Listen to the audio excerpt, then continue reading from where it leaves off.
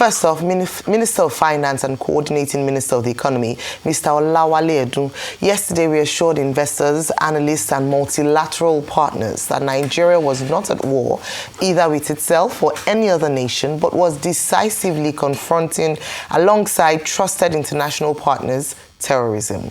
This position came in the wake of the recent airstrikes by the United States against terrorist enclaves in Sokoto State. The federal government stated that rather than destabilize markets or weaken confidence, such actions strengthened the foundations of peace, protected productive communities, and reinforced the operations or the conditions required for sustainable growth. Edun, who gave the assurances via a statement personally signed, explained that as markets reopen today, Monday, after the Christmas festivities, in his words, investors can be confident that Nigeria remains focused, reform-driven, and committed to stability, end of quote. He stressed that the U.S. military operation in Nigeria was precise, intelligence-led, and focused exclusively on terrorist elements that threatened innocent lives, national stability, and economic activity. Meanwhile, residents of Masalachi in Tangaza local government area in Sokoto State say they saw terrorists fleeing neighboring forests after the Christmas Day strikes by the United States military. The residents, who confirmed that several of the terrorists were killed by the strikes on Kawuri, Kamdam and Malgam and their hideouts destroyed, are calling for more presence of security forces to wipe out the terrorists from their enclaves. Arise News crew visited communities in Tangaza to give an update on the impact of the strikes and mood of the community. Let's take a look. This is Gidan Madi, the headquarters of Tangaza local government area. And behind me is Ruawuri. It is an international road that leads to Sahel countries like Niger, Burkina Faso, and Mali. Now, while it opens up business opportunities for Nigerians and other West Africans, its boundaries have become a haven for Lakurawa terrorists who often attack neighboring communities. Ruawuri is a long and lonely road cutting through communities in Tangaza, Sokoto North Senatorial District. The local government area houses border communities to Sahelian countries and since 2020 have come under intense attack by the Lakurawa sect. They are a terrorist group strongly linked to ISIS and other terror groups in the Sahel. It is to eliminate these terrorists that the United States fired several missiles at Tangaza on Christmas Day. These exclusive drone images taken after the strike show the terrorist valley hideouts in Kawuri, Kandam, and Malgam. Both communities have been cordoned by security operatives who are presently undertaking clearance operations within the vicinity, particularly to guard against unexploded missiles and blasts of improvised explosive devices planted by the terrorists. These residents of Masalachi, neighbors to Kawuri and Malgam, relieved their experiences of the Christmas night strikes. They confirmed the deaths of several terrorists and say no innocent resident was killed. We had a loud sound 3 times that shook the foundation of our houses, and later we saw fire. It was later we realized that the fire was in Lakurawa terrorist base in Kahuri. Honestly, this is a welcome development. While the number of terrorists eliminated cannot be ascertained at the moment, residents say many of the Lakurawa terrorists were seen fleeing on motorcycles. I am very happy about the U.S. bombing. Like most of our people in this community, this strike has sent panic into the Lakurawa camp, as our neighboring communities confirm to us that they have seen the remnant of the Lakurawa terrorists fleeing their base in Kawuri, Kandam, and Malgam, where they have dug a well and have as a permanent camp.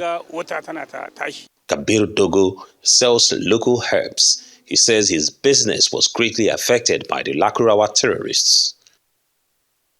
The activities of the Lakurawa terrorists has affected my trade. Aside selling traditional herbal medicine, I used to have a monkey and hyena that I used to entertain people and attract customers to buy my medicine. The Lakurawa killed both the monkey and the hyena and almost took my life. They have disrupted my business and make life difficult for me. While the sect holds extreme religious opinions with which they oppress the locals, it is their impact on economic activities like rustling of livestock that have had more negative impact on the people. I used to be a trader selling provision in my village, but the activities of Lakurawa in my village has rendered my community have been sacked by the Lakurawa. I was panicked by the report of bombing, fearing it may affect my community people, but thank God that did not happen. As speculations about the success of the Christmas Day strikes are put to rest, correspondents say it is time for security operatives to move in and occupy the ungoverned spaces. Ferdinand Duroha, Arise News. Thank you, Ferdinand. Well, a major political shift in the artery of the nation's body politic is about to take place as the Kano State Governor, Abba Kabir Yusuf, is being prepped to join the ruling All Progressives Congress, APC, alongside members of his new Nigeria People's Party, NNPP. The APC leadership targeted the Kano State Governor after its initial bid to woo Rabiu Kwankwaso failed. It set its eyes on the governor, who expressed openness to the idea. Sensing an opening, the APC Aparchik piled pressure on the governor with attractive offers, which eventually swayed him to make up his mind.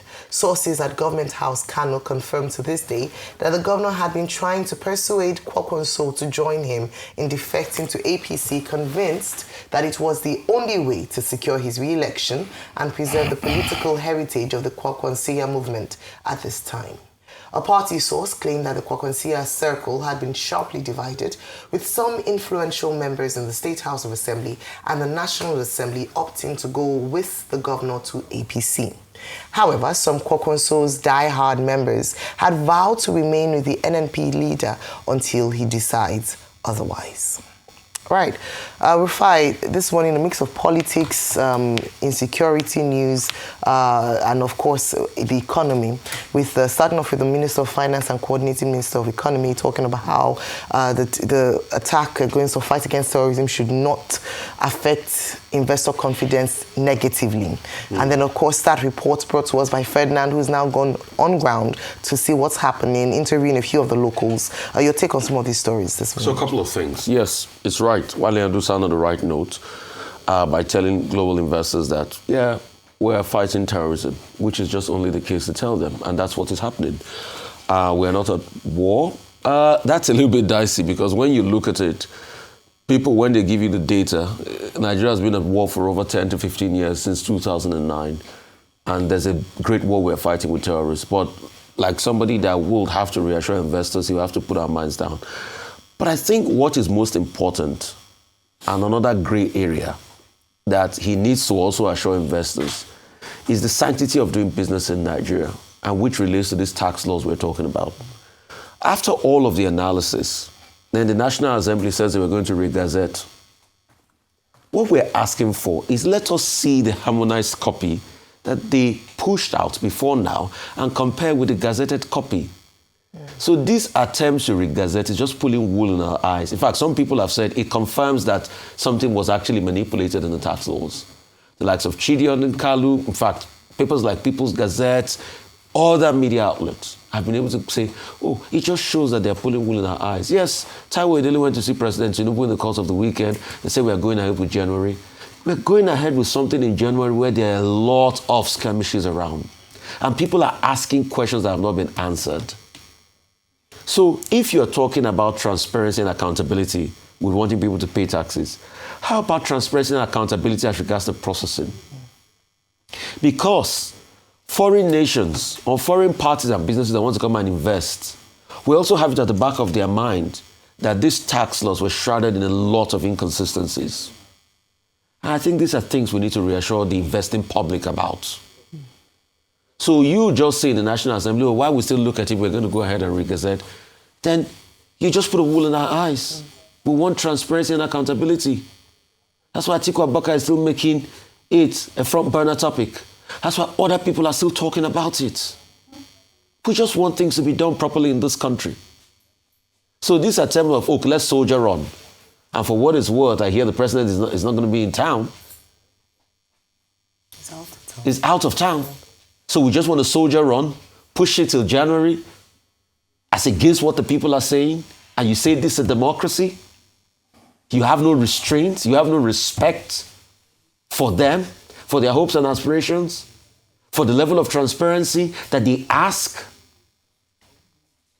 If you do it, you might be able to bamboozle your way. But these are the things that dampens the integrity of any government. And with all of these processes, the integrity is highly dampened.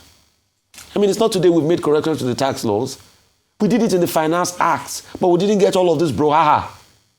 The Finance Act in 2020 actually did review some of the caps in the tax laws. All we're just saying is that there should be a level of integrity, and that is what is missing here. As regards the terrorists, yes, I'm happy. And the villagers themselves said they saw terrorists that died as a result of the strike. Yeah. In fact, Riley Moore, the lawmaker in America, was one of those that said, oh, we got a good report from the strike that it did affect them. The villagers are happy, they're feeling relieved. So for all of those that first argued in the first place that why would they strike Sokoto? It's supposed to be Boronu, that argument nullified. For people like Sheikh Gumi with all of his incendiary comments, hope he understands that we need to be able to fight terrorism. And if we don't fight terrorism, Nigeria won't be free. So with all of his comments that he will have rather we have Turkey do the work by calling the American terrorists and saying, no, we don't want unholy hands to come.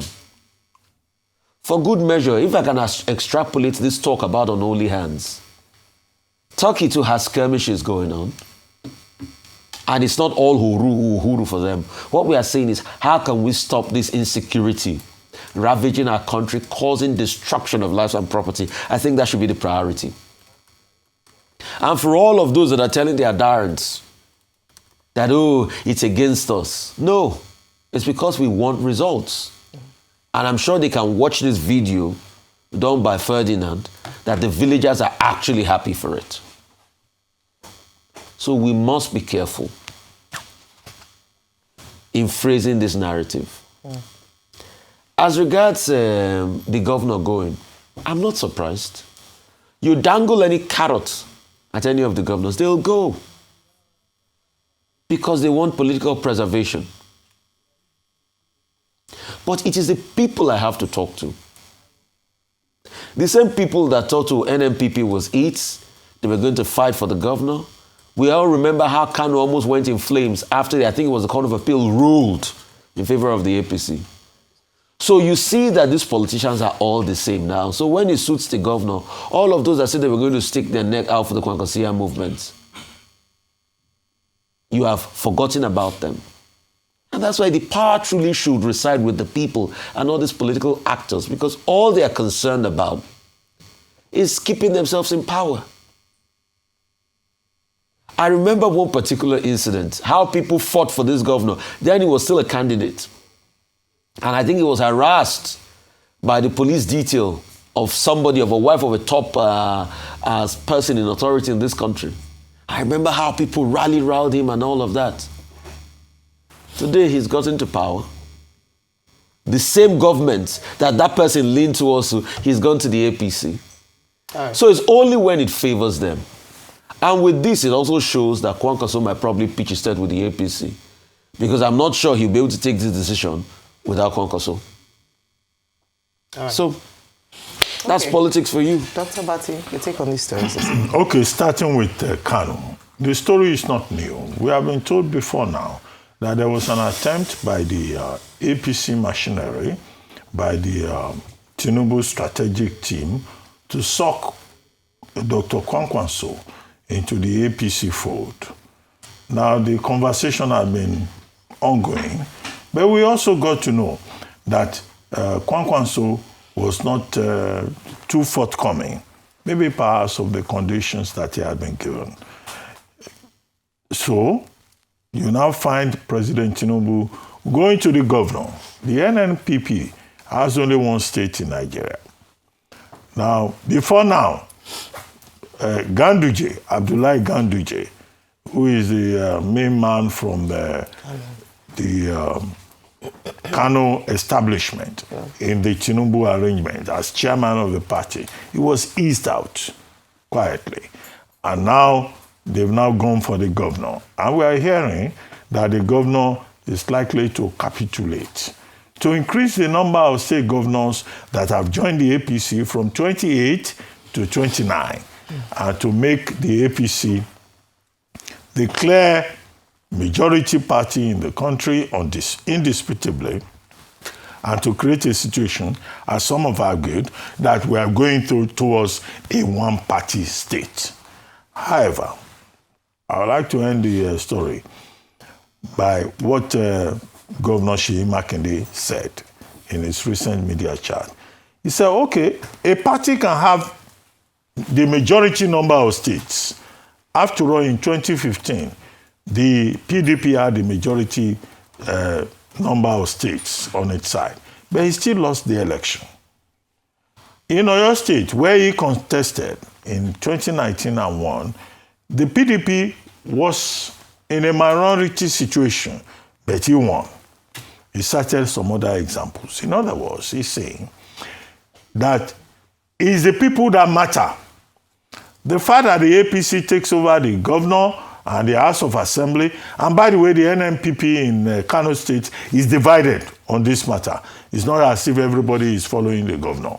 Now, they have 44 local governments.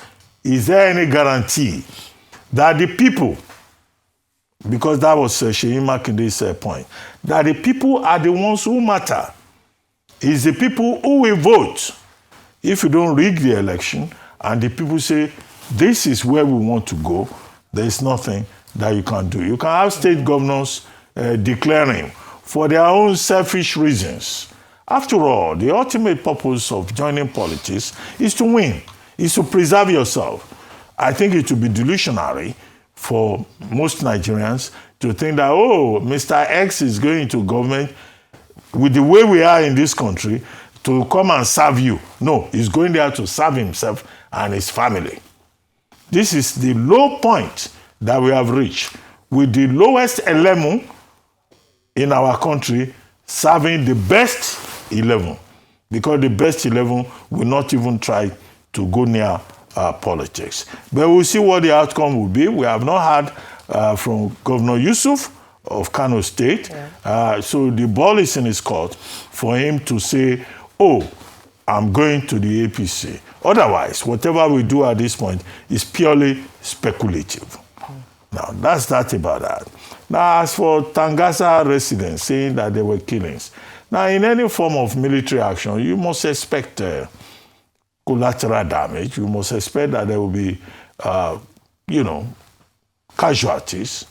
If the United States unleashed about a dozen Tomahawk missiles, Professor Menshamt, in his commentary, a leading American professor of political science, has told us in a commentary, although he says America is committing suicide because America is not omnipotent, and that Nigeria should go and sort out its problems. He was saying that one missile costs about $2 million. So the U.S. will spend about $24 million, not to talk of other logistics financing, just to come and waste resources. Of course, there was prior intelligence, which they say was provided by the Nigerian government, so there must be targets. And they said it was precision bombing. So somebody coming out and say some people were killed, that's no news. In a situation like this, there must be, collateral damages, and precision strike means that there will be damages. The extent, the nature of which we still expect the Nigerian government and the American government to tell us. So it's not picking up street gossip. Tangasa residents saying some people were killed. No, that's not what we need. What we need is concrete information. Whether it is classified or unclassified, an averagely intelligent person must know that there must have been casualties. Now, the third is Mr. Wale Edun, the Minister of Finance and coordinating minister of the economy, issuing a statement saying that, well, now that the markets have reopened in Nigeria today, December 29, that, look, the market is doing well, the economy is doing well, the intervention by the United States, he says, has not affected the economy. We're still in a very stable condition. My question is, what do you expect him to say? But the truth, however, are in the details that he pointed out. That for 7 consecutive months, inflation has been going down. That 2, the stock market in Nigeria is doing very well. That 3, that the Tinubu administration is committed to dealing with whatever issues may arise, either with banditry or terrorism. 4, that the operation, the joint operation by Nigeria and the United States was about terrorism. It was not a war situation. So everything that he said, I agree with. He wants to protect the market and reassure investors, institutional partners, and players, stakeholders within the Nigerian economy. My concern, however, which I think is a major point, in my view, is I hope they have not reduced the coordinating minister of the economy to the level of Mr. Bayo Ononuga, where he will just be issuing press statements. Because recently there was a reorganization in that ministry where Dr. Doris Aniti has now been put in charge of revenue generation and cash management, which is the big business, big assignment in the Ministry of Finance. So I don't want to be nasty, but it will look like, with this statement, yes, Mr. Wale spoke well. He made all the points about credit rating going up, the economy being healthy, and that no investor should be scared by what happened on December 25, and that Nigeria is not at war. But he's the one issuing press statement now. It is Doris Aniti, who is now the one who is going to manage revenue, manage cash management. So what is his job? So even in the management of finances of Nigeria, there seems to be some trouble there. But it is too early for us to make the call in terms of what the real situation is. We will see when Doris Aniti begins to assert herself, and then we'll see whether Mr. Wale Edun is still part of the equation or not. If he's no longer part of the equation, the honorable thing to do will be for him to resign and step aside. So nobody is indispensable. So the Minister of Finance being the one to issue press statements, I think it looks a bit tacky. However, it is important that the budget, whether it's 2024, they are operating 2025 or 2026, is properly cash-backed, and that Nigeria's cash is properly managed, and that revenue generation remains a priority. The president, in an express directive, has now given that assignment to Dr. Doris Aniti. All right. Well, Mr. Wale Edun, he's said the right things, and I would assume that based on the criticism, some of the criticisms that has faced this administration following the U.S. airstrikes, the collaboration with the Nigerian government is information management and the lack thereof in certain instances whereby we now allow foreign powers to lead the conversation when it comes to information management. So perhaps from his perspective, from his ministry, he's been staying on top of things by ensuring that he's sending out the right note, the right confidence to project or to promote confidence in investors. And that's very well so as the markets open today, as I mentioned earlier on. And perhaps that's just to say, and he said the right things. We then also understand and see the importance or the effect or the impact of insecurity on the economy, the impact of insecurity on investor confidence. There might have been some jitters, cold feet, based on the perception around insecurity, terrorism in Nigeria, the fact that some people have opined that, oh, they're at war, what this then means that, yes, we know that the terrorism happens in Nigeria, but now there are now airstrikes happening there. It means it's a very serious situation. Maybe the economy might become unstable and the like. So in him coming out to make that statement, I believe he was preempting that, and we want to see more of this from the government.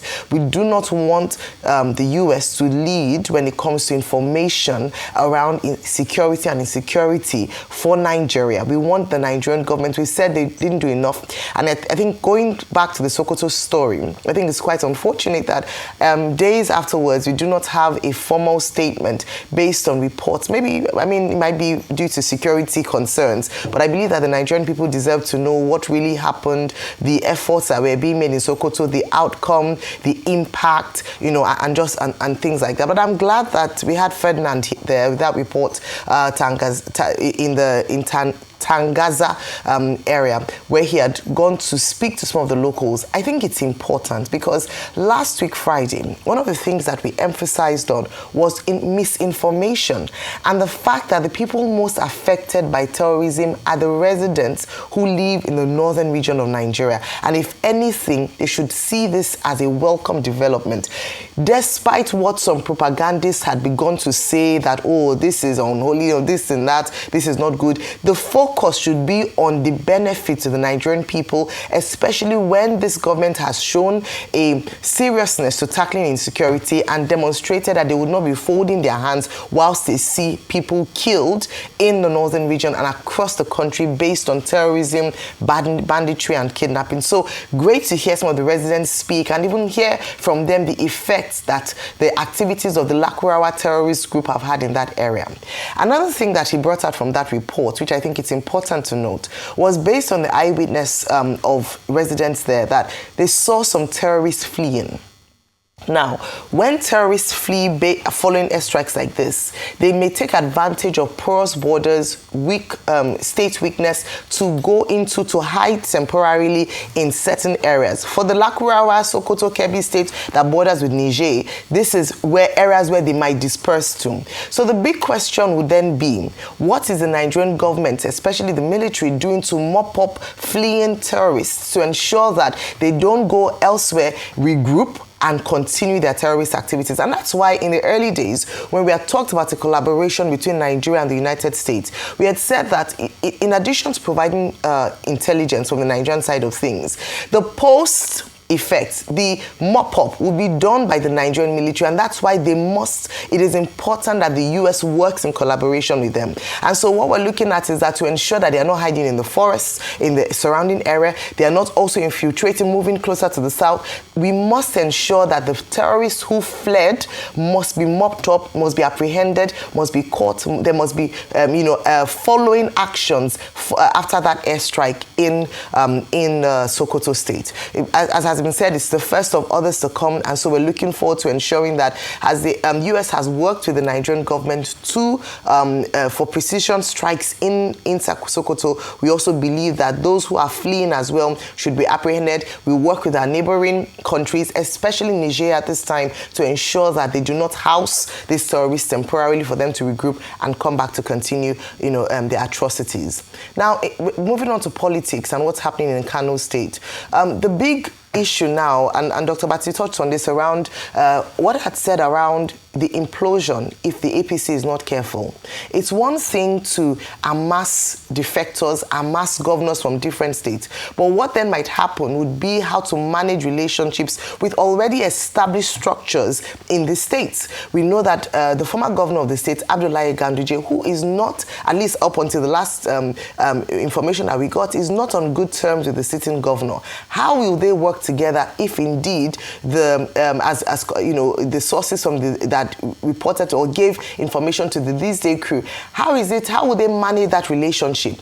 Who will then own the structures in Kano State? Of course, naturally, the sitting governor ought to be the leader of the APC or of the party in that state. How will they work? Has that been iron out? Have they been able to come to some form of truce with Abdullahi Ganduje and the sitting governor Yusuf with regards to how they'll work together in the state? It's not just in Kano State. In Rivers State, we've had questions around that. In Bayelsa, we've had questions around that. So these are some of the things that the APC would have to deal with as part of this amassing of defectors and bringing people on board. It is also the fact that it might not all go well if it is not properly managed in terms of internal relations to ensure that sitting members or members who have been loyal to the party do not feel disgruntled and actually work against the party based on their feelings that it is unfair and they're being unfairly treated. So we're still watching. There are a number of things still going to happen. But in terms of consolidating its base in the Northwest, if the APC is able to capture Kano State, then that is a big statement, because one of the things we've talked about with this administration is engendering goodwill with the North. And so if they're able to get the Kwankwansia movement on board, it might very well be a game changer for them in the North when it comes to the elections come 2027. But it has been said, until the governor confirms, it's still based on intelligence gathered, if I can use that word, on the ground, and to see that he would potentially defect if, and we don't know if Kwankwanso himself would also be defecting to the APC. So these are amongst other stories. Hopefully in the course of the conversation today, we have Dr. Kunle Fagbemi, who's going to come on the show this morning to speak and take us deeper into some of the concerns and the outcomes following the precision airstrikes in Sokoto State as part of the show.